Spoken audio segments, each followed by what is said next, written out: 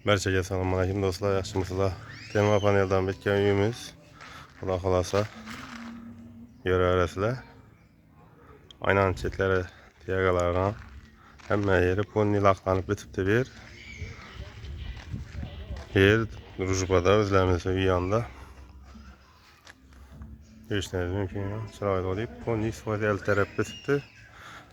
Laqlardan urilgan do'stlar, ko'rasizlar yana.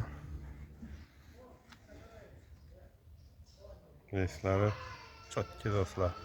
Videodan çıkan tuttu bilinmem. Hava bulut. Yoshda tımbıl esikleri bir aldarat duruptu bu dostlar. Aynen çetler tiyagaları pökek. Kuyma varianttaki tiyagalarından belgemiz. Şöyle Uğullara kalanlar belgemiz. 25'lik.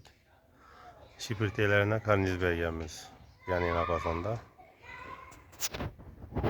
Göre öylesiyle. Yaksa bir like basıp abone olmayı unutmayın. Abone olun. Bu joyimiz 130 kvadrat oluşuyor. Üyel diş faiz bitken.